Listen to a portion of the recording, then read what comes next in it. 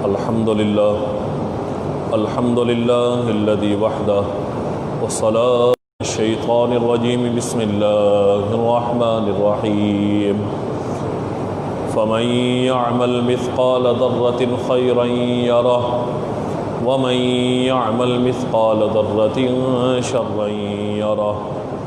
صدق الله العظيم اللهم رب اشرح لي صدري ويسر لي أمري واحلل عقدة من لساني يفقهوا قولي واجعل لي وزيرا من أهلي الله المصطفى بلغ مقاصدنا واغفر لنا ما مضى يا واسع الكرم مولاي صل وسلم دائما أبدا على حبيبك خير الخلق كلهم. حمد و صلاة کے بعد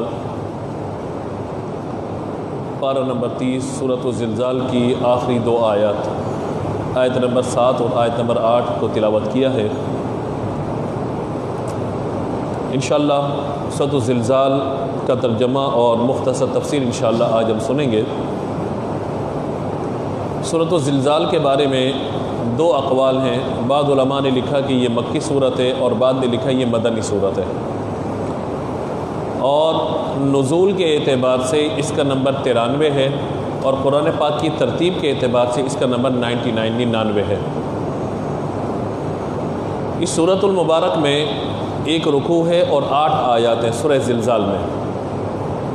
زلزال اس کا معنی ہلنا یا زلزلہ آنا، جنبش کرنا. اس وجہ سے چونکہ اس میں پہلی آیت کے اندر ہی لفظ زلزال موجود ہے، اسی مناسبت سے اس سورت کو سورہ زلزال کہا جاتا ہے. اس سورہ مبارکہ میں قیامت کی ہولناکیوں کے بارے میں خبر دی گئی ہے اور قیامت کی سختیوں کے بارے میں بیان کیا گیا ہے. دوسرا،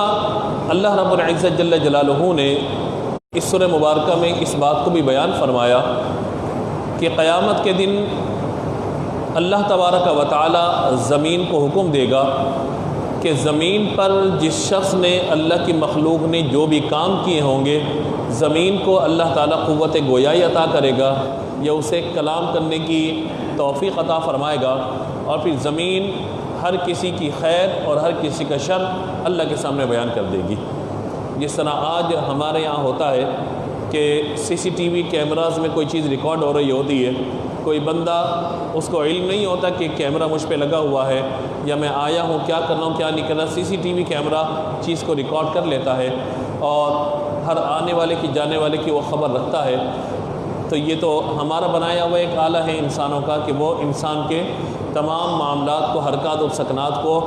قید کر لیتا ہے. اسی طریقے سے کوئی کیمرہ مین اگر تصویر لے رہا ہو یا ویڈیو بنا رہا ہو تو وہ پھر چیزوں کو قید کر لیتا ہے، اور اگر 10 سال بعد بھی چیزوں کو دیکھا جائے تو معلوم ہو جاتا ہے کہ 10 سال پہلے اس کی کیا عمر تھی،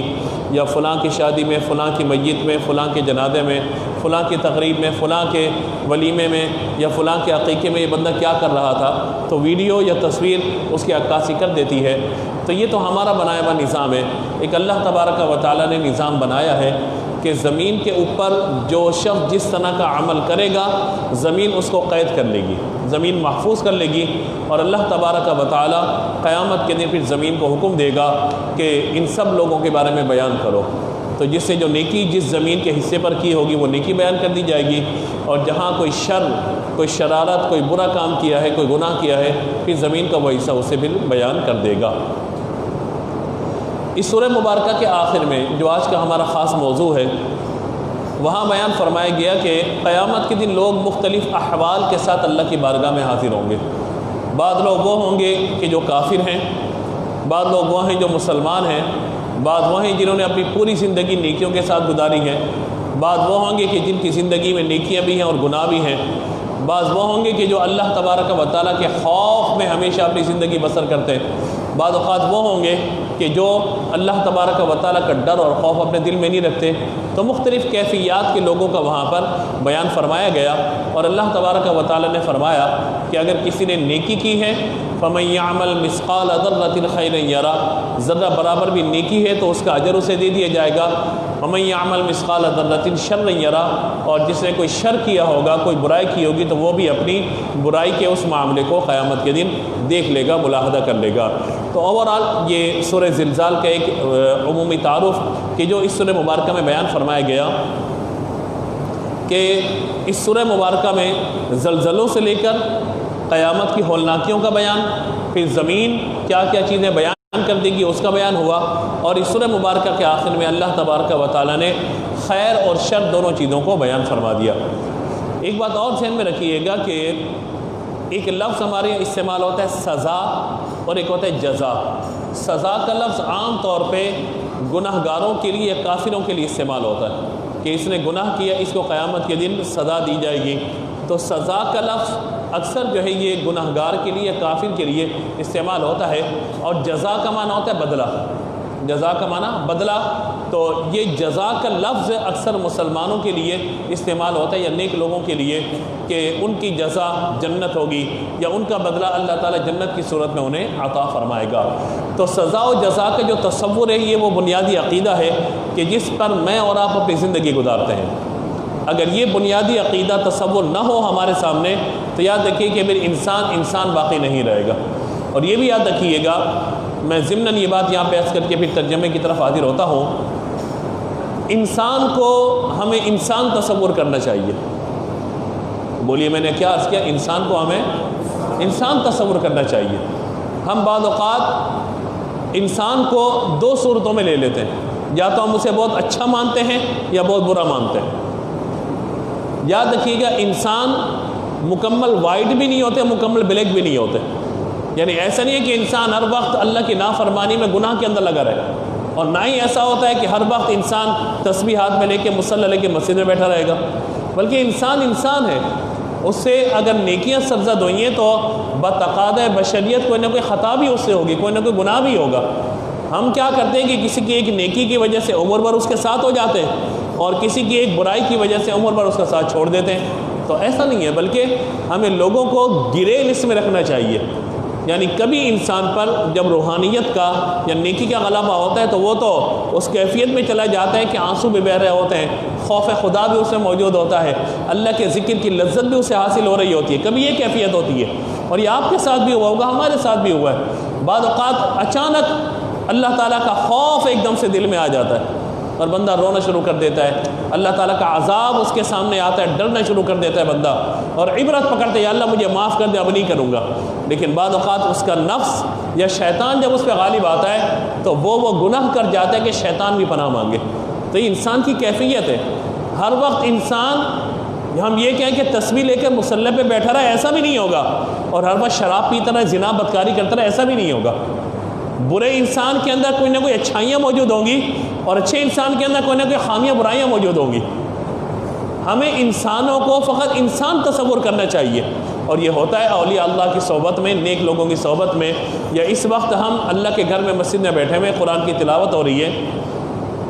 ترجمہ بیان کیا جا رہا ہے، تفسیر بیان کی جا رہی ہے، تو اس وقت میری اور آپ کی کیفیت کچھ اور ہے. ہم اللہ کے گھر میں بیٹھے ہوئے، کیفیت ہماری کچھ اور ہے. اس وقت ہمارا دل قرآن کی تلاوت کے لیے جائے گا، ہمارا دل اللہ کے ذکر کی طرف متوجہ ہوگا. ہم ابھی درس اور وعظ و نصیحت جو سنیں گے تو ہمارا دل چاہے گا کہ ہم بھی بہت ساری نیکیاں کرنا شروع کر دیں. لیکن ہو سکتا ہے ہم اپنے گھر سے باہر جائیں، کوئی کرکٹ میچ چل رہا ہو، گھر سے باہر جائیں، رشتہ داروں میں کوئی فنکشن ہو رہا ہو، تو وہ روحانیت والی جو کیفیت مسجد میں تھی، کیا وہ گھر پہ بھی موجود رہے گی؟ نہیں ہوگی. جو کیفیت نماز میں ہمیں میسر ہے، کیا گھر میں کھانا کھاتے وقت وہ کیفیت موجود رہے گی؟ نہیں ہوگی. تو اسی لیے ہمیں انسان کو فقط انسان تصور کرنا چاہیے، اس کی خوبیوں اور اس کی خامیوں کے ساتھ اسے قبول کرنا چاہیے. اگر یہ چیز ہم دیکھ لیں تو کبھی سیٹھ کو اپنے ماتحت نوکر سے کوئی شکایت نہیں ہوگی، کبھی کسی شخص کو اپنے ماتحت افراد سے، ماں باپ کو اولاد سے، اولاد کو ماں باپ سے شکایت نہیں ہوگی، اور کبھی جو ہے وہ پیر کو اپنے مرید سے، اور مرید کو اپنے پیر سے کوئی شکایت نہیں ہوگی. کیوں؟ کیونکہ ہم نے ہر شخص کو انسان تصور کرنا ہے. انسان ہے وہ ہنسے گا بھی صحیح، انسان ہے وہ روئے گا بھی صحیح، انسان ہے وہ بہت ساری باتیں کرے گا، انسان ہے آپ سے اختلاف رائے بھی کریں گے. تو انسان کی کیفیت ہے نا. تو ان چیزوں کو اپنے پیش نظر رکھنا چاہیے۔ اسی لیے اللہ تبارک و تعالیٰ نے سورہ زلزال کے آخر میں فرمایا کہ اللہ تبارک و تعالیٰ فَمَن يَعْمَلْ مِثْقَالَ ذَرَّةٍ خَيْرًا يَرَهُ وَمَن يَعْمَلْ مِثْقَالَ ذَرَّةٍ شَرًّا يَرَهُ، کہ اللہ تبارک و تعالیٰ ذرہ بر نیکی کا بدلہ بھی عطا فرمائے گا، اور اگر کسی نے ذرہ بر گناہ کیا ہے تو اللہ تعالیٰ اس کا بدلہ بھی اسے عطا کرے گا۔ آئیے ترجمے کی طرف چلتے ہیں۔ اوورآل خلاصہ صورت کا ہو گیا، اب ترجمہ اور اس کے بعد مزید انشاءاللہ جو باتیں اس کے طرف جاتے ہیں۔ اللہ تعالیٰ نے ارشاد فرمائے اذا زلزلت الارض زلزالها، جب زمین میں زلزلہ آئے گا،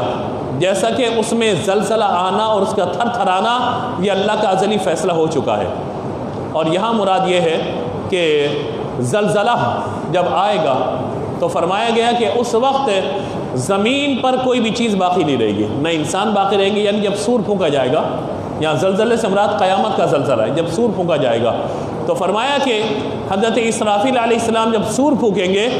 تو زمین پر کچھ بھی باقی نہیں رہے گا، زمین پر کوئی انسان، کوئی درخت، کوئی چرند، کوئی پرند، کوئی پہاڑ، کوئی بھی چیز زمین پہ باقی نہیں رہے گی، سب کا سب ختم ہو جائے گا، اور زمین کو بالکل ہموار کر دیا جائے گا،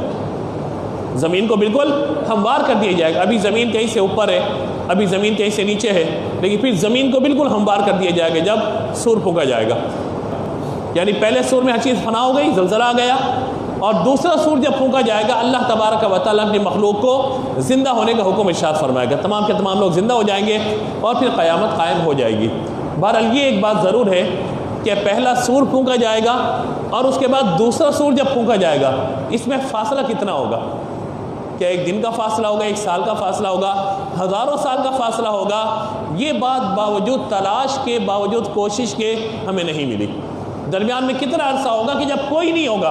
اللہ تبارک و تعالیٰ فرمائے گا لمن الملک اليوم، آج کے دن کس کی بادشاہت ہے؟ کوئی جواب دینے والا نہ ہوگا، پھر اللہ تعالیٰ خود فرمائے گا للہ الواحد القہار، آج واحد و قہار کی بادشاہت موجود ہے۔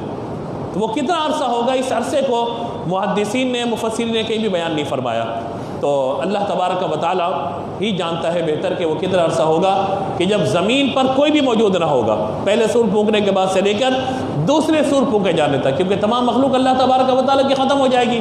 چرند پرند، اور یہاں تک بیان فرما دیا گیا کہ پہاڑ ہوا میں ایسے اڑتے ہوں گے جیسے جب روئی کو ڈھونڈنے والا جب روئی کو اڑاتا ہے تو چھوٹے چھوٹے باریک باریک ذرے ہوا میں اڑ رہے ہوتے ہیں، اس طرح ہر چیز اڑ کر فنا ہو جائے گی، ختم ہو جائے گی۔ اور سورۃ الطارق میں جو فرمایا گیا کہ ہر چیز اپنی اصل کی طرف لوٹ جائے گی، ذات الرجعی، ہر چیز لوٹ جائے گی اپنی اصل کی طرف، یعنی زمین، پہاڑ، ہر چیز، آسمان، بادل، ہر چیز فنا ہو جائے گی، ہر چیز نے ختم ہو جانا ہے۔ یہ اللہ تبارک و تعالیٰ ہی کا فیصلہ ہوگا۔ اللہ تبارک و تعالیٰ نے مزید ارشاد فرمایا اسی طرح سے سورہ حج میں، سورۃ الحج کی آیت نمبر 1 اور 2 میں ارشاد فرمایا یا ایھا الناس اتقوا ربکم ان زلزلۃ الساعۃ شیء عظیم، قیامت کے زلزلے کے بارے میں فرمایا کہ لوگوں اپنے رب سے ڈرو، بے شک قیامت کا زلزلہ بڑا ہولناک ہوگا، جب زمین پوری حرکت کرنے لگ جائے گی۔ آج ہلکا سا زلزلہ آتا ہے 5.7 پر آ جاتا ہے، 7.2 آ جاتا ہے، تو کتنی بستیاں، کتنے شہر تباہ و برباد ہو جاتے ہیں۔ اور سونامی جب آیا تھا، یعنی پہلے تو سنتے تھے آبادی پہ زلزلہ آتا ہے، اور جو کوہ کاف پہاڑ ہے اللہ تبارک و تعالیٰ نے تمام پہاڑوں کی جڑیں اس پہاڑ کے اندر رکھی ہوئی ہیں۔ اللہ تبارک و تعالیٰ اس پہاڑ کو جنبش کرنے کا حکم ارشاد فرماتا ہے، تو جہاں اللہ نے زلزلہ بھیجنا ہوتا ہے وہ پہاڑ وہاں سے اپنی جڑ کو ہلاتا ہے، وہ شہر و بستی تباہ و برباد ہو جاتی ہے، اور اس کی جڑیں سمندر کے اندر بھی موجود ہیں۔ اور پہلے سائنس اس کو نہیں مانتی تھی، اب سونامی آیا تو کہا کہ زمین اس طریقے سے اپنی جگہ سے شک ہوئی ہے اور پھر ایک دم سے زمین ملی ہے، تو کیا ہوا کہ ایک تو زمین جب حرکت کی اس نے، آبادیاں تہس نہس ہوئیں، اور جب زمین کے اندر کا پانی اور سمندر کے اندر کا پانی جب آیا آبادیوں کی طرف تو پوری آبادیوں کو بالکل بہاتا ہوا لے گیا، اور جب وہ پانی ختم ہوا تو ایسا لگتا تھا یہاں کبھی آبادی ہی موجود نہ تھی۔ تو اللہ تبارک و تعالیٰ نے ایک نظارہ ہمیں دکھایا کہ اللہ تبارک و تعالیٰ جب چاہے، جو چاہے، جس طرح چاہے کسی جگہ کو آباد بھی فرما سکتا ہے، اور اللہ جب چاہے کسی جگہ کو ختم بھی فرما سکتا ہے، یہ اسی کے ازلی فیصلے ہیں۔ تو جب اتنی بڑی بڑی آبادیاں ختم ہو جاتی ہیں تو ایک انسان کی اپنے ذات کا کیا اعتبار کیا جائے گا؟ ہلکا سر میں درد ہوتا ہے، ہماری آنکھ میں کان میں درد ہو جائے، ہمیں کوئی فیصلہ کرنا جو ہے مشکل ہو جاتا ہے، تو نزع کا وقت جب روح جسم سے نکالی جا رہی ہوگی، یا قیامت کا معاملہ کتنا خطرناک ہوگا، تو اللہ تبارک و تعالیٰ سے ہمیں عافیت اور ایمان کی سلامتی کا سوال کرنا چاہیے کہ ایمان اگر سلامت ہے تو اللہ تبارک و تعالیٰ کی رحمت بھی ہوگی۔ فرمایا پھر موت کے وقت جہاں موت کی سختی ایسی ہے کہ تلواروں سے کاٹا جائے آسان ہے، موت کی سختی مشکل ہے۔ فرمایا کہ جس طریقے سے ریشمی کپڑے کے اندر خاردار تاروں کو لپیٹ دیا جائے اور پوری قوت سے پھر کوئی پکڑنے والا کھینچے، تو کس طریقے سے کپڑا، ریشمی کپڑا ریزہ ریزہ ہو جائے گا، تار تار ہو جائے گا۔ فرمایا یہ کوئی تکلیف نہیں ہے جتنی انسان کے جسم سے جب روح کو نکالا جاتا ہے تو تکلیف ہوتی ہے، لیکن اگر وہ بندہ نیک ہے، مسلمان ہے، اللہ کی بارگاہ میں نیکیاں کرنے والا ہے، اس کا خوف رکھنے والا ہے، پھر اس پر مہربانی فرماتا ہے اور اس کی روح ایسے نکال دی جاتی ہے جیسے شاخ سے پھول کو توڑ لیا جاتا ہے، اس کی روح ایسے نکال لی جاتی ہے جیسے آٹے میں سے بال کو نکال لیا جاتا ہے یا پھول سے خوشبو کو نکال لیا جاتا ہے۔ تو اللہ جس کے لیے چاہے وقت نزع آسانی فرما دے اور اللہ جس کے لیے چاہے وقت نزع مشکل کا معاملہ فرما دے۔ اسی لیے اگر آپ صوفیاء کے نام کو پڑھیں گے تو ان کے معاملات کیا ہیں کہ اپنی زبان کو اللہ کے ذکر سے تر رکھو اور موت کے وقت حضور کے دیدار کی تمنا کرو یا شہادت کی موت کی تمنا کرو۔ یہ وہ معاملات ہیں کہ جب حضور کا جلوہ دیکھا جا رہا ہوگا تو روح اس طرح نکل جائے گی کہ جسم سے نکلنے کا احساس ہی نہ ہوگا۔ اگر قرآن کی تلاوت جاری ہوگی ایسے نکل جائے گی، زبان سے الفاظ نکلنے ہوں گے، ادھر جسم سے روح کو باہر نکال دیا جائے گا۔ اگر بندہ اللہ کا ذکر کرنے والا ہے، ذاکر ہے اور عبادت کرنے والا ہے تو اس کی روح ایسے نکل جائے گی اسے علم ہی نہ ہوگا۔ امام محمد بن حسن شیبانی رحمۃ اللہ تعالیٰ علیہ جو ہمارے فقہاء احناف میں امام تصور کیے جاتے ہیں، ان کا جب وصال ہو گیا تو وصال کے بعد کسی نے پوچھا کہ آپ کی روح کا معاملہ کیا ہوا؟ کہا کہ جب میری موت کا وقت آیا تو میں ایک مسئلے میں غور کر رہا تھا کہ غلاموں کو مال وراثت میں حصہ کس طرح دیا جائے گا، کیا ہوگا کیا نہ ہوگا۔ کہا مسئلہ وراثت میں حل کر رہا تھا، مسئلہ وراثت حل کر کے جب میں فارغ ہوا تو مجھے احساس ہوا میں تو دنیا میں موجود نہیں بلکہ آخرت میں آ چکا ہوں، یعنی اس کیفیت کے اندر روح ان کی نکل گئی۔ امام مسلم رحمۃ اللہ تعالیٰ علیہ کسی نے حدیث پوچھی آپ سے، آپ نے کتابیں کھولنا شروع کی، ساتھ کھجور کا ٹوکرا رکھا ہوا تھا، کھجور منہ میں ڈالتے گئے حدیث نکالتے گئے، کھجور منہ میں ڈالتے گئے حدیث ڈھونڈتے رہے، یہاں تک کہ کہتے ادھر حدیث ملی ادھر کہتے ہیں مجھے علم ہی نہیں کہ میری روح جسم سے جدا ہو چکی ہے۔ تو اگر ایسا معاملہ ہو جائے تو پھر تو بہت اچھی بات ہے نا۔ اسی لیے مجھے اور آپ کو کوشش کرنی ہے کہ ہمیں اپنا حال بہتر رکھنا ہے، ہماری زبان مثل سانس کے اللہ کے ذکر کی طرح جاری رہے، جس طرح اللہ کا بندہ کرتا ہے زبان سے مثل سانس اللہ کا ذکر جو ہے وہ جاری رہے، اللہ اللہ اللہ یہ زبان پہ رہے، کلمہ طیبہ کا ورد زبان پہ رہے، کہ جب ہم کسی بخار کے اندر یا مرض میں مبتلا ہوتے ہیں بات کرتے ہوئے ہماری زبان رکتی ہے، تکلیف ہوتی ہے، تو اللہ تعالیٰ عافیت فرمائے کہ موت کے وقت اگر کلمہ پڑھنے کا بندہ عادی نہیں ہوگا، ذکر کا عادی نہیں ہوگا تو زبان پہ کلمہ طیبہ کیسے جاری ہوگا۔ تو ان چیزوں پر ہمیں غور کرنے کی بہت زیادہ ضرورت ہے۔ آج لغویات میں فضول میں وقت ضائع کیا جا رہا ہوتا ہے، گاڑی ڈرائیو کر رہے ہیں فضول جو ہے سنتے چلے جا رہے ہیں، جاتے چلے جا رہے ہیں۔ کوشش کرنی چاہیے جیسے ہی وقت ملے اللہ کا ذکر شروع کر دیا جائے، کلمہ طیبہ اور حضور پاک صلی اللہ تعالیٰ علیہ وآلہ وسلم کی بارگاہ میں درود و سلام کے نذرانے پیش کیے جائیں۔ یہ وہ لمحات ہیں، فرمایا قیامت کے دن گناہگار تو اپنے اعمال کی وجہ سے پریشان ہوگا لیکن نیک شخص بھی پریشان ہوگا کہ اللہ نے مجھے نیکیاں کرنے کا موقع دنیا میں دیا مگر اتنی سانسیں میری اللہ کے ذکر سے غفلت میں چلی گئی۔ تو یہ ہر انسان کو قیامت کے دن پچھتاوا اور شرمندگی ہوگی۔ تو ہم جتنا دنیا میں رہیں اللہ تبارک و تعالیٰ کی رضا والے کام کریں، اللہ کا ذکر کریں، اس کے پیارے حبیب صلی اللہ تعالیٰ علیہ وآلہ وسلم پر درود پاک پڑھتے رہیں، سلام پڑھتے رہیں، اور اللہ توفیق عطا فرمائے جتنا جس نے قرآن حفظ کیا ہوا ہے۔ آپ کو 8 صورتیں آتی ہیں، 10 صورتیں آتی ہیں، 2 صورتیں آتی ہیں، آدھا پارہ یاد ہے، 1 پارہ یاد ہے، سورہ یاسین یاد ہے، کچھ بھی یاد ہے، جتنا یاد ہے قرآن کی تلاوت کرتے چلے جائیں، انشاءاللہ غم بھی دور ہوں گے، پریشانیاں بھی دور ہوں گی، اور اللہ تبارک و تعالیٰ ذہنی، جسمانی، قلبی، روحانی اطمینان و سکون بھی عطا فرمائے گا، کیونکہ اللہ کے ذکر ہی میں سکون ہے، اس کے علاوہ کوئی سکون آپ کو نہیں ملے گا۔ تو لہٰذا اپنی زبان کو اللہ کے ذکر کا عادی بنانا چاہیے۔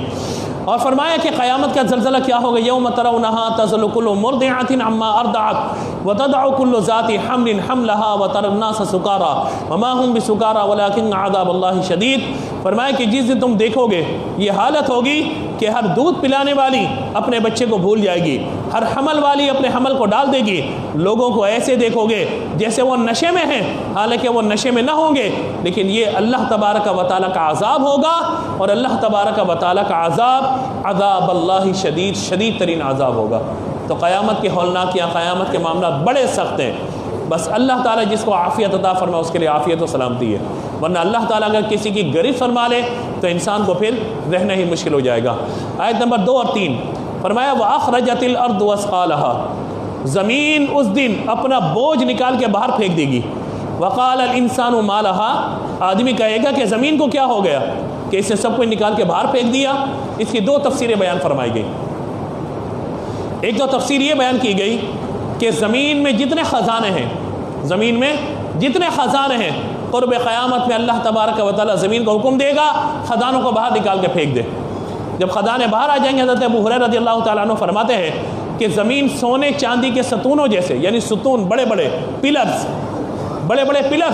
وہ اس کی مثل جواہرات اور سونے چاندی سب نکال کے زمین باہر ڈال دے گی۔ جب وہ اس کو دیکھیں گے لوگ تو کہیں گے ارے یہ وہی مال ہے جس کی وجہ سے میں نے اپنے فلاں رشتہ دار کو قتل کیا تھا، یہ تو وہی مال ہے جس کی وجہ سے میرا ہاتھ کاٹ دیا گیا تھا، یہ تو وہی مال ہے کہ جس کی وجہ سے میں نے چوری کی تھی، یہ تو وہی مال ہے جس کی وجہ سے میں نے رشتہ داری کو چھوڑ دیا تھا، اور پھر اس مال پہ لعنت ملامت کرتا ہوا چلا جائے گا۔ فرمایا زمین کے باہر سونا جواہرات سب موجود ہوں گے مگر اس مال کو کوئی ہاتھ لگانے والا نہ ہوگا۔ یعنی جس مال کی وجہ سے آج ہم رشتہ داریاں کاٹ دیتے ہیں، جس مال و دولت کی وجہ سے چیٹنگ اور فراڈ، زمین پہ قبضے، بھتہ خوری اور نہ جانے کیا کیا معاملات ہمارے درمیان ہیں، فراڈ کرنا، لوگوں کے پیسے ہڑپ کر جانا، یاد رکھیے گا یہ مال پھر کبھی کام آنے والا نہیں ہے۔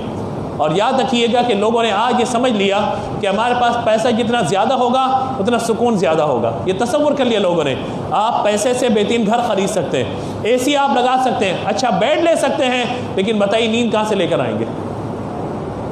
آپ گولیاں کھا لیں گے تب بھی نیند نہیں آئے گی۔ پیسے سے آپ بڑے ہسپتال جا سکتے ہیں، لیکن کیا شفا خرید لیں گے؟ ہم نے اس وائرس کے درمیان، لاک ڈاؤن کے درمیان دیکھا لوگ پیسوں سے بیگ بھرے ہوئے موجود ہیں لیکن اسپتالوں میں جگہ موجود نہیں تھی، بندے بیڈ پر پڑے پڑے مر گئے لیکن اسپتالوں میں کوئی علاج کرنے کے لیے ان کا تیار نہ تھا۔ تو اللہ سے عافیت طلب کرنی چاہیے۔ جو یہ تصور کرتے ہیں کہ جتنا زیادہ مال ہوگا اتنا زیادہ سکون سے ہم زندگی گزاریں گے، میں چونکہ اپنے خاص موضوع پہ رہنا چاہتا ہوں، یاد رکھیے گا جتنا زیادہ مال ہوگا اتنا ہی زیادہ حساب کا معاملہ پریشان کن ہوگا۔ ہاں اگر بندہ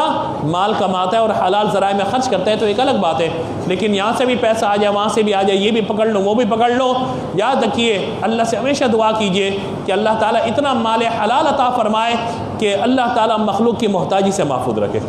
اگر بندے کی گزر اوقات اچھی ہو رہی ہے، اچھا لباس پہن لیتا ہے، اچھے گھر میں رہ رہا ہے، اچھا کھا لیتا ہے اور سکون کی نیند سو جاتا ہے، اللہ نے بیماریوں سے محفوظ رکھا ہوا ہے، یاد رکھیے یہ مال اس کے لیے کافی ہے۔ ورنہ مال بہت زیادہ ہو لیکن 40 ٹیبلٹ کھا کے وہ سو رہا ہو، پھر بھی سکون کی نیند نہ آئے، تو پھر بتائیے اس مال کا کیا فائدہ؟ جو مال اپنے لیے جمع کرنے کے بجائے ڈاکٹروں کی، اسپتالوں کی نظر ہوتا رہے، تو اللہ تعالیٰ ایسے مال سے ہمیں بچائے کہ جو مال ہمارے لیے آزمائش کا ذریعہ بن جائے، کیونکہ مال اور اولاد کو آزمائش اور فتنہ کہا گیا، انما اموالکم و اولادکم فتنہ، اولاد بھی فتنہ بن جاتی ہے، آزمائش بن جاتی ہے، مال بھی آزمائش اور فتنہ بن جاتا ہے۔ تو لہٰذا اللہ سے یہی کہ اللہ تعالیٰ حلال طیب آسان روزی عطا فرمائے اور اتنا مال کہ ہماری جائز ضرورتیں پوری ہوتی رہیں، بس قرض سے اور مرض سے بچے رہیں، تو یہ اللہ کا بہت بڑا انعام ہوگا۔ دوسری بیان یہ کی گئی، روایت فرمایا کہ انسان اور دیگر مخلوقات یہ زمین پر ثقل ہے، بوجھ ہے، زمین کے اوپر جب تک ہیں یہ زمین کے اوپر بوجھ ہیں،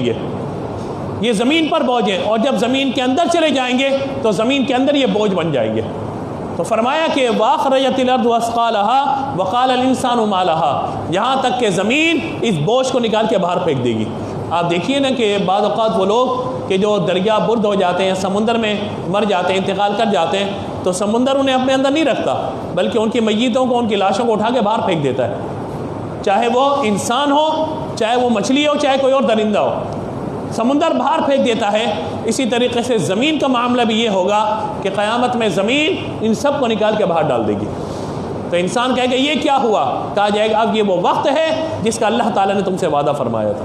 کہ تمہیں باہر نکال دیا گیا۔ یومئذ تحدث اخبارها بان ربک وحالها، اس دن وہ اپنی خبریں بتائے گی، زمین خبریں دے گی۔ یہاں پہ کھڑے ہو کے اس نے نیکی کی تھی، یہاں پہ کھڑے ہو کے اس نے نماز پڑھی تھی، یہاں پر اس نے اللہ کا ذکر کیا تھا، وہاں کلمہ طیبہ پڑھا تھا، زمین خبریں دے گی۔ اسی لیے فقہاء کرام نے فرمایا کہ جب جماعت مکمل ہو جائے، نماز پڑھ لی، جماعت مکمل ہو گئی، تو صفیں منتشر کرو اور الگ الگ جگہوں پہ سنت نوافل پڑھو۔ وجہ اس کی کیا ہے؟ فرمایا ہر خطہ زمین تمہاری نیکی کی گواہی قیامت کے دن دے گا، اور کہا زمین کا وہ حصہ جہاں نماز پڑھی جاتی ہے باقی زمین کے حصے پہ رش کرتا ہے کہ مجھ پر ایک بندہ کامل نے اللہ تعالیٰ کی عبادت کی ہے۔ تو یہ زمین، یہ اللہ تعالیٰ نے اس امت کو یہ احساس دیا، فرمایا کہ پوری زمین کو اللہ نے ہمارے لیے مسجد بنا دیا۔ ارشاد فرمایا کہ پوری زمین ہمارے لیے مسجد ہے، ورنہ کہیں خاص عبادت گاہ پہ جا کے عبادت کرنی پڑتی، لیکن اللہ نے پوری زمین کو مسجد بنا دی، جو بھی پاک جگہ ہے وہاں پہ نماز ادا کی جائے۔ تو کوشش کرنی چاہیے کہ جب نماز ختم ہو جائے، جماعت ختم ہو جائے اور سنتوں کا وقت آئے تو بھی جگہ بدل بدل کے نماز پڑھنی چاہیے۔ بعض لوگوں نے ایک جگہ مخصوص کی بھی ہوتی ہے فرض کے اعتبار سے، اگر ہاں وہاں پہ کوئی اور بیٹھ گیا تو آپ کو اٹھانے کا حق نہیں ہے، لیکن آپ آ گئے وہاں پہ بیٹھ گئے، اچھی بات ہے، لیکن جگہ بدل بدل کے نماز پڑھیں تاکہ بہت ساری زمین کی جگہ آپ کی اور میری نیکیوں کی گواہی دے، اور اس کو بیان کیا۔ اور اگر کوئی شخص کسی جگہ پہ برائی کرتا ہے تو فرمایا کہ وہ زمین کو اللہ تعالیٰ قیامت کے دن بولنے کی قوت عطا کرے گا، زمین اس کی گواہی دے گی کہ کیا معاملہ ہے کیا نہیں ہے۔ کچھ آیات رہ گئی ہیں، یعنی 4 آیات ہوئی ہیں، 4 آیات باقی ہیں، تو مزید 4 آیات انشاءاللہ ہم آئندہ جمعے بیان کریں گے۔ آج کے درس کا پورے کا خلاصہ یہ ہے کہ قیامت کا زلزلہ سب سے ہولناک زلزلہ ہوگا۔ اس کی بعض اوقات نشانیاں چھوٹی موٹی اللہ تبارک و تعالیٰ میں دکھا دیتا ہے کہ ایک لمحے کے اندر پوری ہستی، پوری بستی تباہ و برباد کر دی جاتی ہے۔ دوسری بات، اللہ تبارک و تعالیٰ نے ارشاد فرمایا کہ زمین اپنا بوجھ نکال کے باہر پھینک دے گی۔ آدمی کہے گا یہ کیا ہوا؟ اور پھر زمین میں جس شخص نے جہاں پہ جو عمل کیا ہوگا زمین جو ہے اس کی گواہی دے گی۔ آج جس طریقے سے چیزیں ریکارڈ کر لی جاتی ہیں، آپ جو ہے وہ اپنا ای میل ایڈریس ڈالتے ہیں سوشل میڈیا اکاؤنٹ کے اعتبار سے، موبائل کے اعتبار سے، تو ہر چیز اس کے اندر آپ کی سیو ہوتی چلی جاتی ہے۔ آپ کا ڈیٹا 50 سال بعد بھی محفوظ ہوگا۔ اس لیے میں اکثر عرض کرتا ہوں کہ ہمارا بچپن کا معاملہ کیا تھا کیا نہیں تھا ہمارے بچوں کو نہیں پتہ، ہمارے باپ دادا کا نہیں پتہ، لیکن جو ہماری ہسٹری ابھی بن رہی ہے نا، جو ریکارڈ ہو رہا ہے، یہ کوئی 100 سال بعد بھی اگر کوئی کہے گا تو کہے گا تمہارے ابا یہ تھے، تمہارے دادا یہ تھے، تمہارے چاچا یہ تھے۔ تو اسی لیے سوشل میڈیا پر سوچ سمجھ کے چیز کو پوسٹ کرنا چاہیے، کیونکہ آپ لاکھ مرتبہ ڈیلیٹ کریں وہ ڈیلیٹ نہیں ہوتی۔ اور ہمارے یہاں چونکہ وائرل کیا جاتا ہے، لوگ شیئر کرتے رہتے ہیں، آپ اپنی آئی ڈی سے ڈیلیٹ کر بھی دیں گے تب بھی کہیں نہ کہیں سوشل میڈیا پہ وہ چیز محفوظ رہے گی۔ لہذا آپ کیا شیئر کر رہے ہیں، کیا ڈال رہے ہیں، آپ اپنا، اور یہ آپ کو پھر قیامت کے دن اللہ تعالیٰ کی بارگاہ میں حساب دینا ہوگا۔ اچھا کام کیا ہے تو انشاءاللہ اللہ تعالیٰ اس کا بدلہ عطا فرمائے گا، نیکی کی صورت میں، اجر کی صورت میں، ثواب کی صورت میں، اور اگر کوئی برا کام ہوگا تو اللہ تعالیٰ اپنی ناراضگی کے ساتھ پھر خدا نخواستہ کس کو جہنم میں ڈال دے۔ بقیہ جو 4 آیات ہیں انشاءاللہ ان کا مطالعہ آئندہ جمعے کریں گے۔ کوئی غلطی ہو گئی یہ گفتگو میں، اللہ کی بارگاہ میں معافی کا طلبگار ہوں، آذان ہوگی۔